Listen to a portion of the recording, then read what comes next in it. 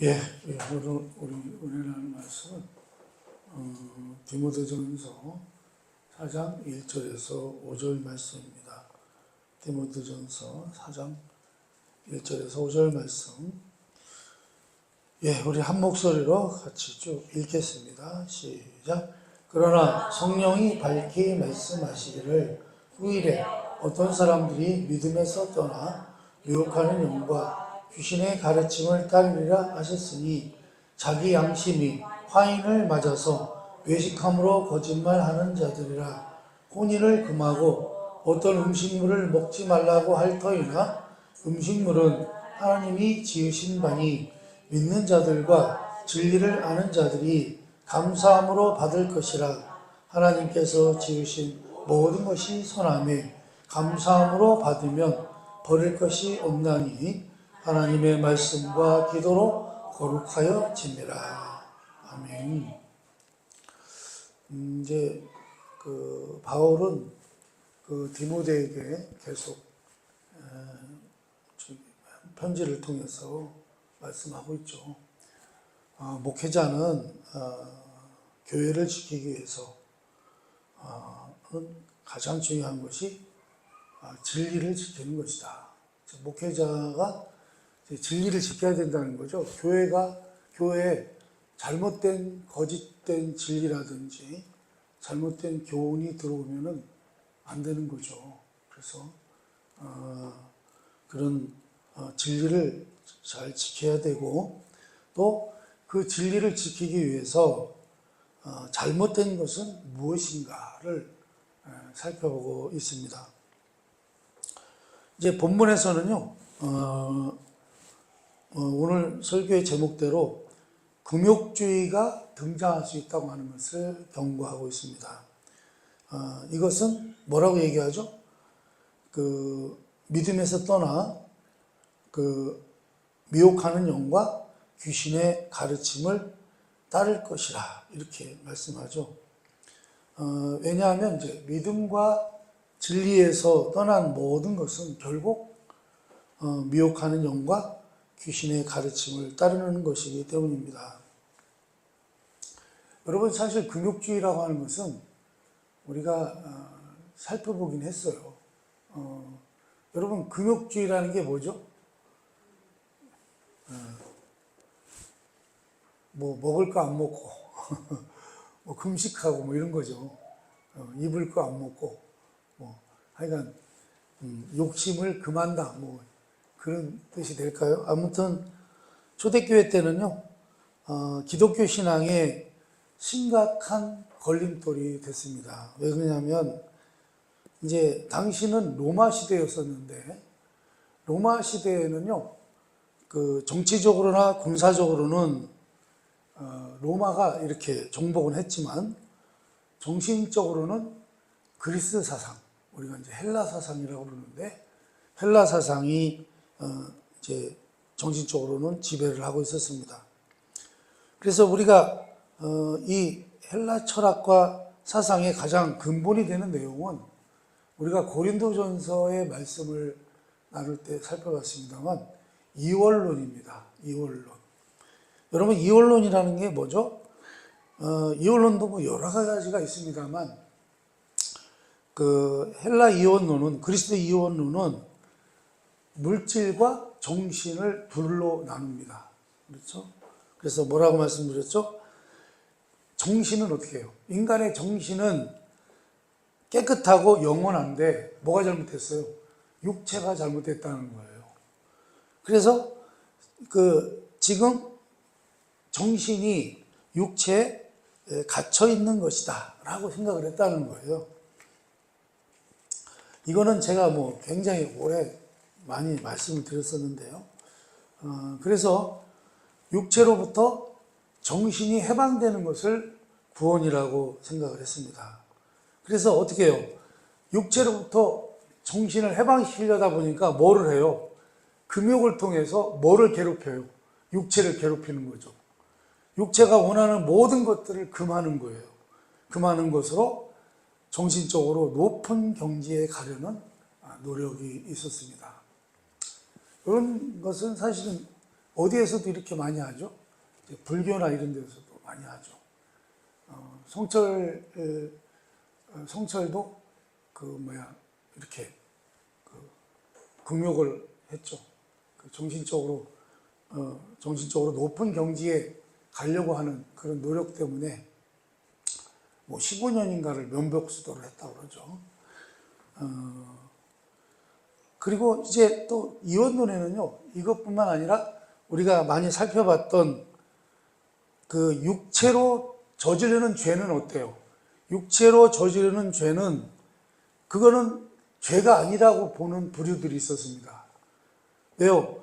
육체라고 하는 건 원래 더러워. 육체라고 하는 건. 그래서 육체가 내가 죄를 졌어도 그거는 내가 죄를 진 게 아니라 내 육체가 죄를 졌다 이거예요.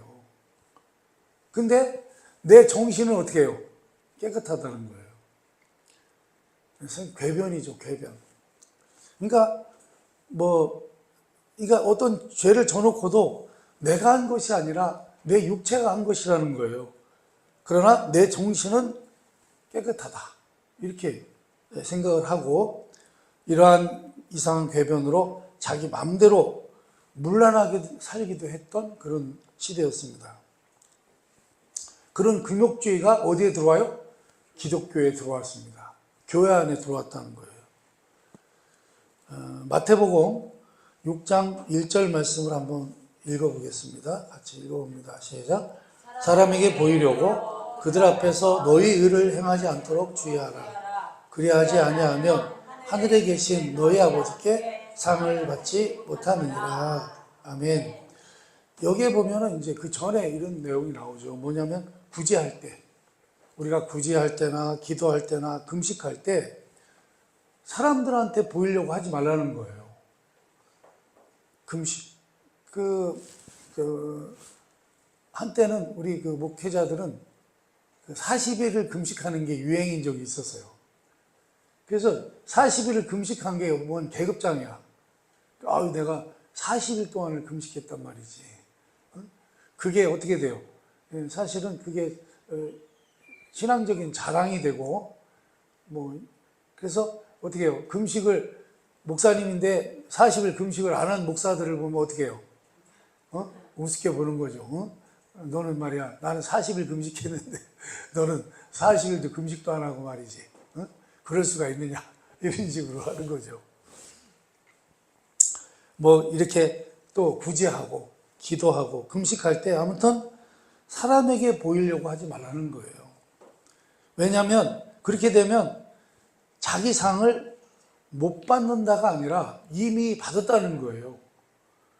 우리가 그런 행위를 하면 상을 받게 되는데 그 상을 누구한테 받게 되는 거예요? 사람에게 보이면 사람들에게 받은 것이라는 거예요. 그래서 사람들에게 어떤 상을 받습니까? 야, 저 사람은 신앙이 참 좋다. 금식을 40일씩이나 했어? 야, 저분은 또 구제도 많이 한대야. 여러분, 그래서 구제하는 것도 어떻게 해야 돼요? 우리 예수 믿는 사람들은 구제할 때도 왼손이 한 거를 오른손이 모르게 해라. 그렇게 얘기하잖아요. 사람에게 자랑하면 안 된다는 것입니다. 여러분, 그래서요, 하나님이 주시는 상이 아닌 사람이 주는 상을 받는다. 그런 말씀입니다.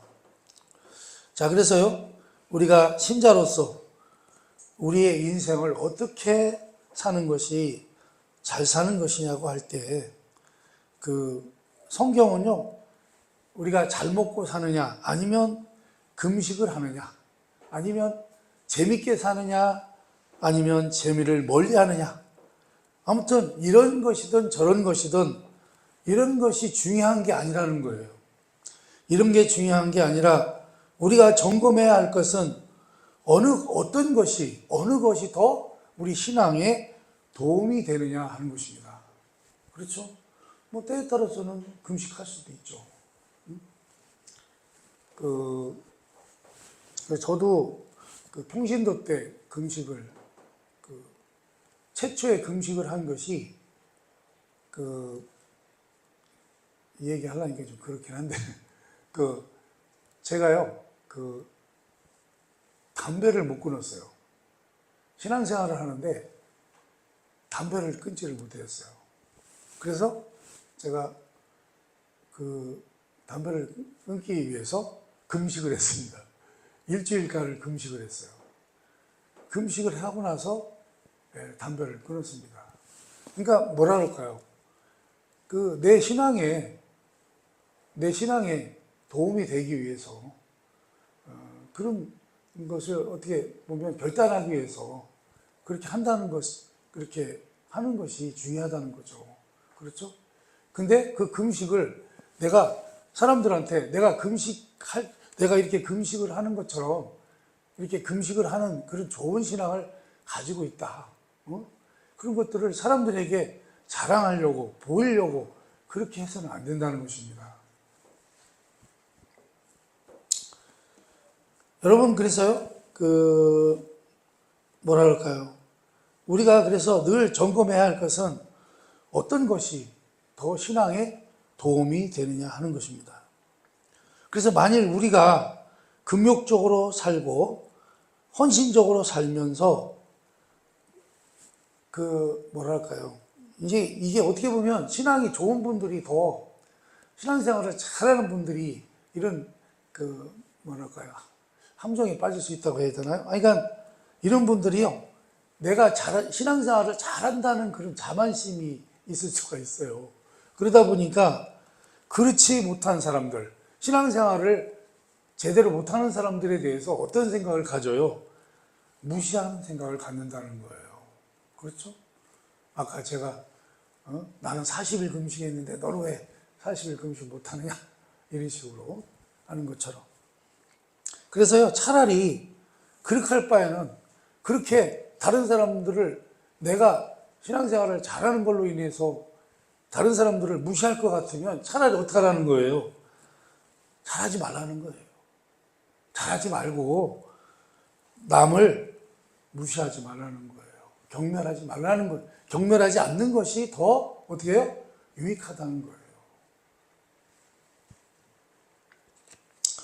그리고 또 우리가요, 잘 살게 돼서 예를 들어서 잘 먹고 잘 입고 행복하게 되더라도 또 그런 모습을 보면서 그것 때문에 시험 받는 사람이 있다면 어떻게 해야 돼요? 우리가 절제를 해야 된다는 거예요. 절제를 해야 된다는 거예요. 내가 잘 먹고 잘 사는 거, 이런 것 때문에 자랑해서도 안 된다는 것입니다. 여러분, 골로새서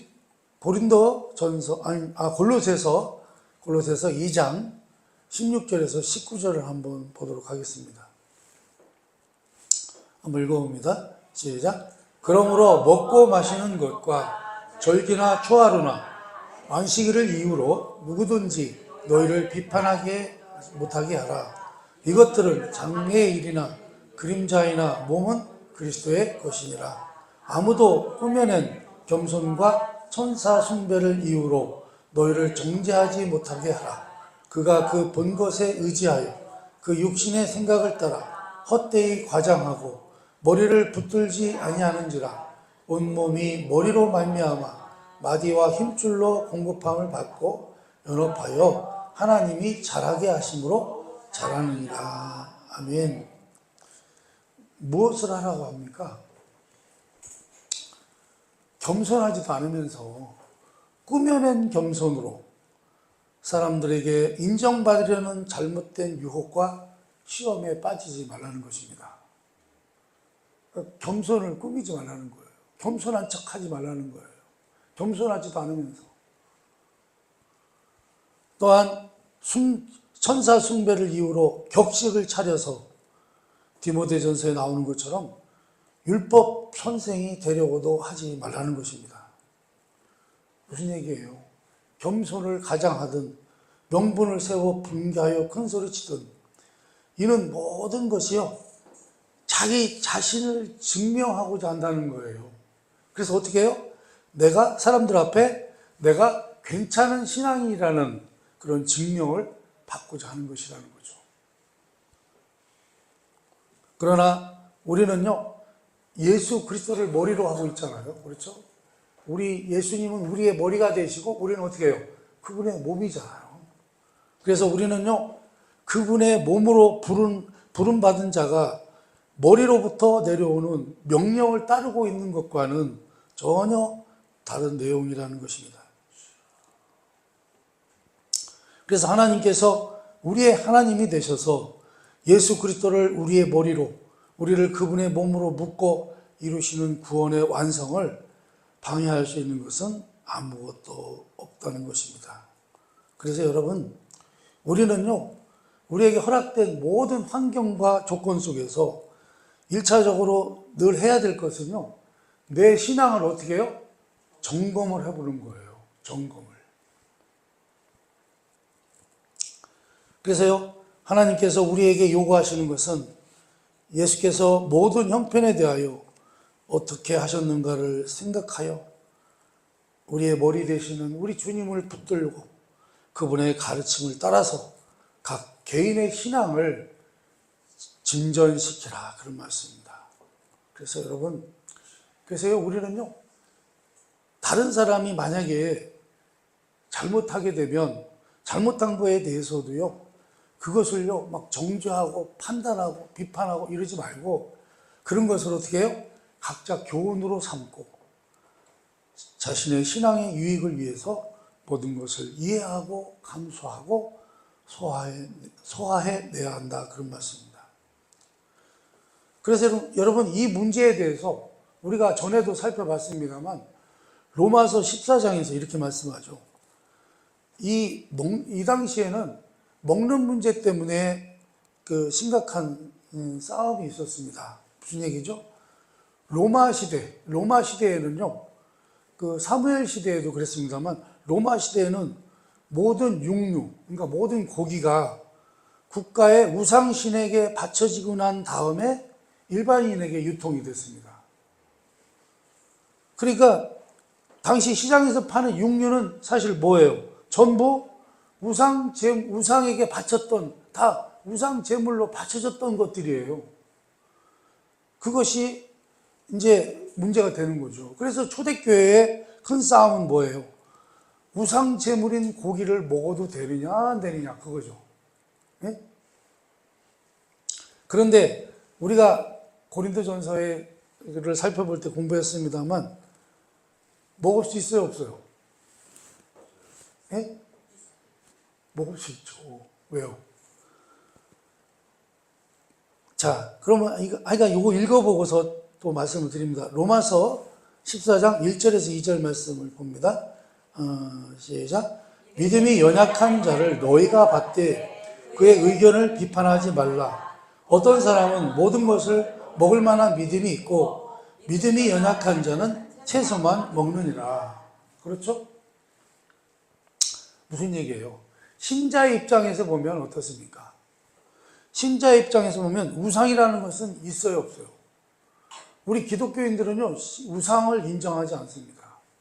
우리에게 신은 딱 한 분이세요. 누구? 하나님 한 분밖에 없어요.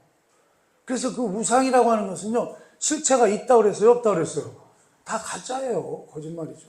거짓된 거죠. 우상 제물이라는 것이 성립이 되지 않습니다. 그러니 여러분, 없는 신에다가 바친 거에 뭐 그게 무슨 효과가 있어요? 무슨 소용이 있어요?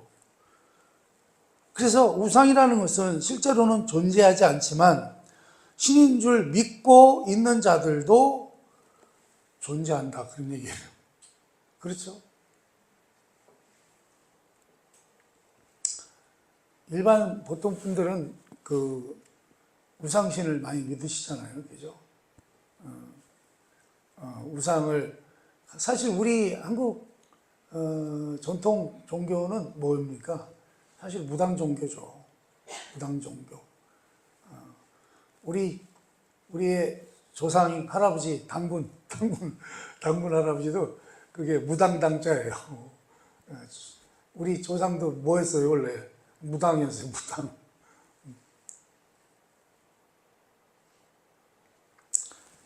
그러나 여러분, 우리 신자들에게는요, 신은 어때요? 하나님 외에는 없는 것입니다. 헬라 사상에는 그 헬라, 그 그리스 신화에 나오는 거 보면은 뭐 별 신이 다 있잖아요. 뭐 제우스 신도 있고, 뭐 주피터 신도 있고, 뭐 비너스 신도 있고, 뭐 별 신들이 다 있잖아요. 그런데 여러분, 그런 것들은 신이에요, 아니에요? 그런 것들은요, 여러분, 신이 아닙니다. 그렇죠? 처음부터 존재하지 않은 것들입니다. 그냥 사람이 어떻게 해요? 인간이 만들어 놓은 신화죠. 그렇죠? 그래서 여러분, 우리는 어때요? 신 앞에 갖다 놓았다가 나온 고기를 못 먹을 것이 없다라고 신앙적으로 이해한 것입니다. 우리는 사실 그거에 대해서 별로 관심이 없어요. 그죠? 그래서 제가 가끔 말씀드리잖아요. 옛날 외정시대 때 가요. 그때는 하도 우리 한국이 못 살았잖아요. 그죠? 못 살으니까 먹을 게 없단 말이죠. 그래서 그때 목사님들이나 그때 이제 성도님들이 어떤 상태였어요? 있으면 먹고 없으면 굶고 뭐 이랬단 말이죠. 그랬는데 초하루만 되면 어떻게 해요? 성황당에다가 뭐라 그러죠? 시루떡인가요? 그거 해놓고서 촛불 펴놓는 그런 분들이 있었단 말이죠. 그러면 거기를 목사님하고 성도들하고 지나가다가 그 시루떡을 보고 어떻게 해요? 먹어야 돼요? 안 먹어야 돼요? 먹어야 돼요? 안 먹어야 돼요? 우리 예수 믿는 사람들한테는 그것이요, 먹어도 아무 상관이 없습니다. 그렇죠? 왜요? 그 신을 인정을 안 해요. 아니, 그러고 신 자체가 없어요, 사실은. 그렇죠? 우리 사람들이 그냥 자신들이 그냥 있다고 믿는 것 뿐이죠. 그래서 우리 목사님들이 덕분에 맛있게 잘 드셨다는 그런 얘기가 있습니다만. 그렇죠? 자, 그런데 그것을 그렇다고 또 믿음이 약하신 분들 있잖아요. 예를 들어서 아니 그래도 어떻게 우상한테 드렸는데 그걸 먹을 수 있느냐. 그래서 안 먹고 오늘 지금 말씀에도 나오지만 채소만 먹는 분이 있었다는 거예요. 그러면 그런 사람들을 보면서 어떻게 해요? 아유 저 뭐라 그래야 되나. 아유 저 쪼다. 응? 상관없는데 왜 저런데야. 이렇게 했다는 거죠. 응? 여러분, 그래서 어떻게 해요? 이렇게 믿음이 연약한 자를 너희가 받되, 그러니까 그걸 받아들이라는 거예요. 그런 마음을 갖고 있는 사람이 있거든요. 그러면 그걸 그냥 받아주라는 거예요. 그걸 비웃고 이렇게 하지 말고. 그의 의견을 비판하지 말고. 어떤 사람은 모든 것을 먹을 만한 믿음이 있고 믿음이 연약한 사람은 채소만 먹는다. 그것을 이해하라는 거죠. 응? 그렇죠? 그리고 사도 바울은 또 뭐라고까지 얘기하죠? 그 사람들이, 그분들이 내가 고기 먹는 거, 우상에게 드렸던 그 고기를 먹는 것 때문에 혹시 시험 들거들랑, 시험 들고 그게 상처가 되거들랑, 니들도 어떻게 해요? 니들도 어떻게 하라는 거예요? 먹지 말고 뭐만 먹어? 채소만 먹어, 니네도. 그게 신앙인의 모습이라는 거예요. 신앙인의 자세라는 거예요. 로마서 14장 7절에서 8절 말씀입니다. 한번 읽어봅니다. 시작. 우리 중에 누구든지 자기를 위하여 사는 자가 없고 자기를 위하여 죽는 자도 없도다. 우리가 살아도 주를 위하여 살고 죽어도 주를 위하여 죽나니 그러므로 사나 죽으나 우리가 주의 것이로다. 아멘. 우리가 다 이 고백을 할 수 있어야 하는 것입니다. 그리고 이 고백을 하는 자는 신앙 형태의 다양함에 대한 각자의 분별과 선택을 서로 존중해야 된다. 그 말씀입니다. 이제 요즘 교회들을 보면 어때요? 교파가 사실 많죠. 장로교도 있고, 저희들 같이 성결교도 있고, 감리교도 있고, 뭐 순복음교회도 있고, 여러 교단들이 많이 있잖아요. 그런데 그런 이제 그런 교파가 왜 나눠지나요? 그런 것들은요, 교리가 달라요. 교리가 다릅니다. 이제, 뭐랄까요. 장로교 같은 경우는, 뭐 저도 이제 그것을 지지하는 사람 중에 하나이긴 합니다만, 우리의 구원은 오로지 뭐예요? 하나님의 은혜로 이루어진다. 그러나 우리 성결교 같은 경우는 하나님의 은혜도 있지만 거기에 대한 사람의 책임도 있다는 거예요. 거기에 따른. 그것이 이제 약간씩 교리가 다르죠. 그러다 보니까 이제 파가 갈라진 거죠. 장로교, 감리교 뭐 이렇게 다 갈라졌습니다만 요즘은요, 그런 교파의 울타리가 이제는 무너지고 있어요. 무너지고 있어요. 뭐 장로교든, 뭐 감리교든, 성결교든, 침례교든 상관이 없어. 왜 무너지고 있느냐면 교리적인 합의를 본 것이 아니라 현실적인 합의를 보고 있기 때문입니다.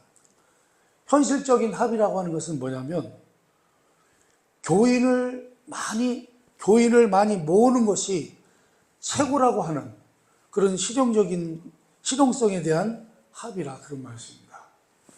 우리 한국교회에 잘못 들어온 신앙이 뭐라고 그랬어요, 여러분? 사람 숫자를 늘리는 것을 부흥이라고 했다는 거죠.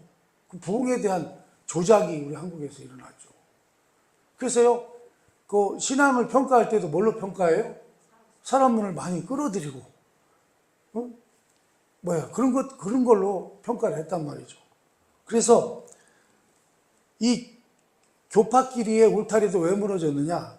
그런 거 교리 같은 거 상관없이 더 많은 사람에게 어필하고 호소력이 있어서 많은 사람을 불러올 수만 있다면 어떤 교파인지 어떤 교리를 가졌는지가 중요하지 않게 됐다는 거예요. 이해가 되시죠? 근데요, 이거는 참으로 위험한 것입니다. 왜냐하면 우리는 절대 기준과 근거를 정해놓고 있지 않으면 무엇을 세울 수가 없는 것입니다. 절대 근거와 절대 기준점을 세워야 방향을 말할 수 있는 것입니다. 그래서 우리는요, 하나님의 측량할 수 없는 지혜와 깊고 높으심에 대하여 우리의 한계를 인정을 해야죠. 사실은 교리가 다 이렇게 다르게 된 것은 왜 그렇습니까? 우리 하나님이 워낙 지혜가 깊으시잖아요. 지혜가 깊고 높으셔서 우리 인간이요, 어떻게 정확하게 판단할 수가 없다는 거예요. 그렇죠. 그래서 다 교파마다 다르게 이제 이렇게 보는 거죠. 그래서 우리가 가진 교리는 지키되 다른 이들에게 개인적인 적대감이나 비방은 하지 않아야 된다. 그런 얘기죠. 사실 보는 시각이 달라서 그렇지. 하나님에 대한 우리 하나님을 믿는 것은 똑같으니까. 그렇죠? 그래서 여러분, 신앙이라고 하는 것은 꼭 교양이 있거나 지성적인 것만은 아니라 그런 말씀입니다. 그래서 여러분, 너무 멋있게 믿으려고 하지 마시기 바랍니다. 너무 엉터리같이 믿어도 안 되지만. 예. 그래서 사실은요, 우리가 기도도 어떻습니까? 어떤 사람을 기도할 때 보면, 저희들이 이제 어디 가서 기도할 때는 이제 기도를 부탁받으면 가서 기도하는데 되게 기도를 어떻게 하냐면요. 어쩔 수 없이 이제 행사 때문에 기도를 하는 거니까 기도의 본질을 사실 벗어나서 기도를 많이 해요. 기도라는 건 뭐죠, 여러분? 기도라는 것은요, 한마디로 하나님께 비는 거예요. 그죠? 하나님이 좀 더 심한 말로 뭐예요? 기도는 하나님께 구걸하는 거예요. 도와달라고. 아닙니까? 하나님의 발 앞에 엎드려서 하나님의 은혜가 아니면 안 된다고 매달리는 거, 이게 기도요. 그렇게 진심으로 기도하면 하나님 앞에 엎드려 있는 우리가 있음을 발견하게 되는 것입니다. 이게 기도요. 그런데 기도를요, 어디 가서 연설처럼 하지 말라는 거예요, 연설. 응? 여러분, 어디 가서 구걸할 때 연설하면서 구걸합니까?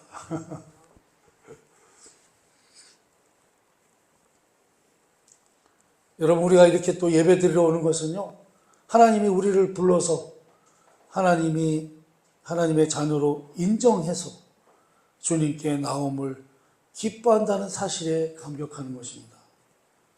여러분, 그래서요, 사실은요, 교회 나와서요, 설교를 잘하느냐, 못하느냐, 사실 이런 거는 2차적인 문제입니다.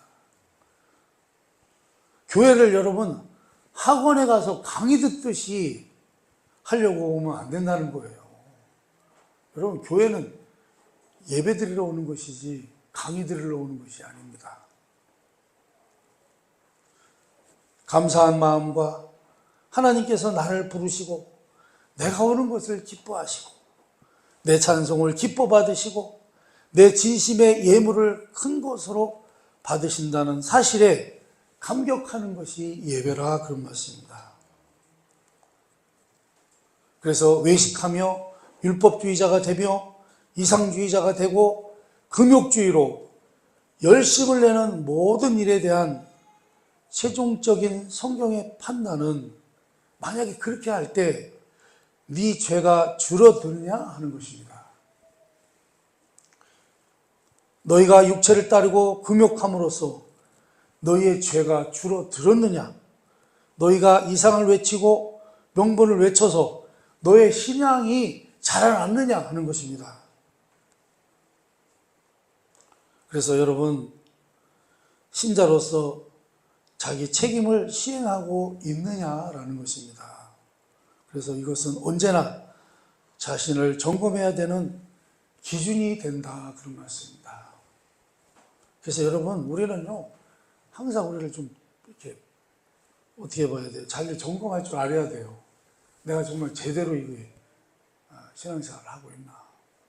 지난주에도 살펴봤습니다만, 말씀을 드렸습니다만, 교회를 다니는데 뭐를 묻는다고요?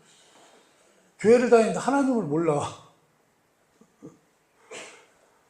교회를 다니는데요, 신앙이 뭔지도 모르고 다녀요.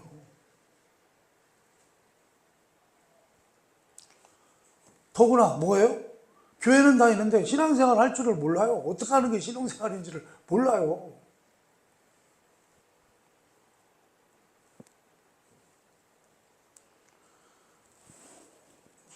여러분, 그래서요, 우리는요, 사실 우리 신앙은요, 언제 자라나냐면요, 우리가 잘 나갈 때보다, 우리가 잘 나갈 때는요, 신앙생활이 안 자라. 잘하지 않고요, 어려움과 고난과 억울한 것과 자신의 못난 것을 확인하여 넘어지는 일들에서 오히려 우리의 신앙이 자란다고 하는 것을 알게 되는 것입니다. 그래서 오늘 말씀을 여러분 마음에 새기고 여러분 각자의 신앙된 인생, 얻은 바 구원의 은혜가 헛되지 않는 삶을 살아가시기를 주님의 이름으로 간절히 축원합니다. 기도하겠습니다.